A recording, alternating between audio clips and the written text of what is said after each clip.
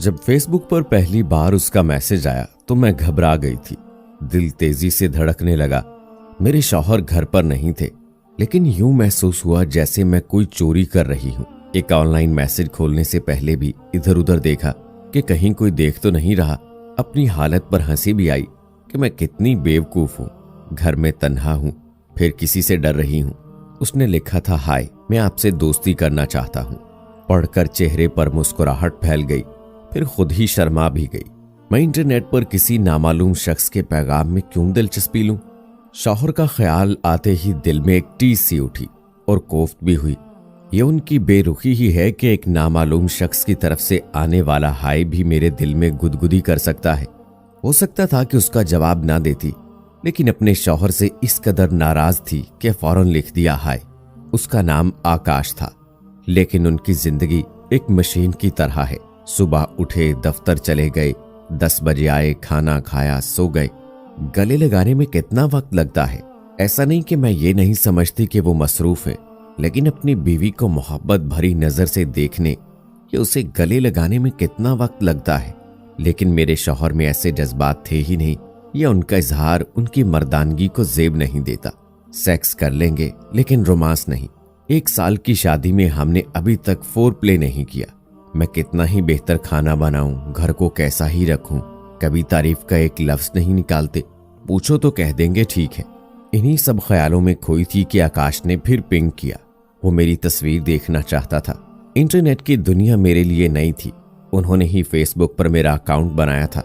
Friend request को accept करना भी उन्होंने ही सिखाया था, लेकिन तस्वीर अपलोड करने से जी घबराता था। लोगों से सुना था कि लोग इंटरनेट से तस्वीर लेकर उन्हें फाहिश साइट्स पर डाल देते हैं, लेकिन आकाश मुझे देखने के लिए बेताब था। कुछ दिनों तक मैंने टाल मटोल किया, फिर उसे बताया कि मैं एयर होस्टेस नहीं हूं। मैंने सोचा कि वो अब चला जाएगा, लेकिन वो और भी बजिद हो गया।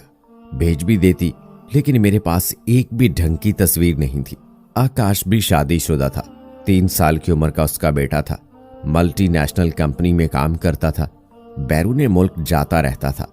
खूब पार्टियां करता था, जिसमें लड़कियों का सिगरेट और शराब पीना आम बात थी। यह मेरे लिए एक नई किस्म का तजर्बा था। उसकी बीवी भी किसी बड़ी कंपनी में काम करती थी।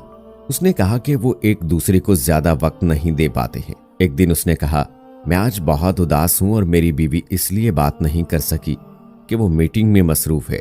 मैं उसके दर्द को समझ सकती थी।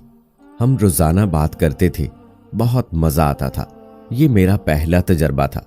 एक वक्त ऐसा आया कि मैं सुबह से बात करने के लिए पुरजोश रहती कि जल्दी जल्दी से काम खत्म कर लूं। एक दिन कहने लगा, वेबकैम पर आओ। मैं घबरा कर ऑफलाइन हो गई। सोचा कि अभी तो मैंने गुस्ल भी नहीं किया और अगर ऐसी हालत में देखेगा तो क्या सोचेगा। लेकिन अब उसने मुझे देखने की जिद पकड़ ली। कुछ समझ नहीं आया तो मैंने उससे नजरअंदाज करना शुरू कर दिया।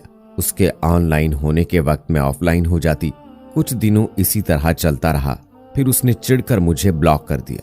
हमारा कोई रिश्ता नहीं था, लेकिन फिर भी उसका जाना मेरी जिंदगी में एक खाली पल ले आया। फिर खुद पर गुस्सा आने लगा कि मैं कोई नौकरी क्यों नहीं करती। पैसे कमाती तो अपने फैसले खुद कर सकती थी। इसके बाद कुछ अरसे तक मैंने किसी से बात नहीं की, लेकिन जहन में हमेशा आकाश की बातें गर्दिश करती। ख्याल आता कि इसके साथ दिन किस कदर जल्दी गुजर जाता था। बेवजह मुस्कुराती रहती थी। एक तरह से उसका सबसे बड़ा फायदा मेरे शौहर को हुआ। उनकी कोशिशों के बगैर ही मेरी जिंदगी का वो खला भी गया जो उन्हें नजर नहीं आता था।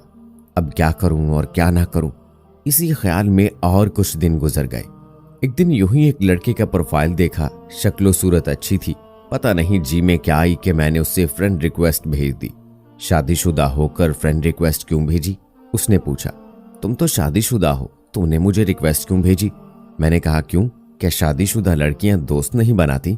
बस बात चल पड़ी और मैं आज तक उसके साथ राब्ते में हूं। इसी तरह एक दिन मैंने फेसबुक पर एक प्रोफाइल देखी। उसकी वाल पर उसकी कुछ फिल्म फनकारों के साथ तस्वीर थी।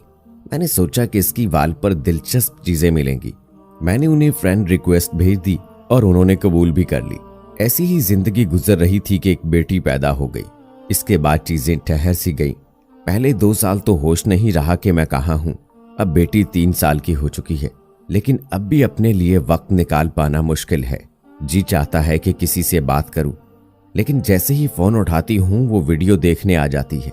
कभी कभी तो बहुत मायूसी होती है कि क्या हो रहा है।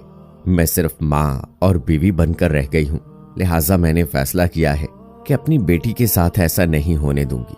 उसे कुछ बनाऊंगी ताकि वो अपनी शराइत पर अपनी जिंदगी जी सके।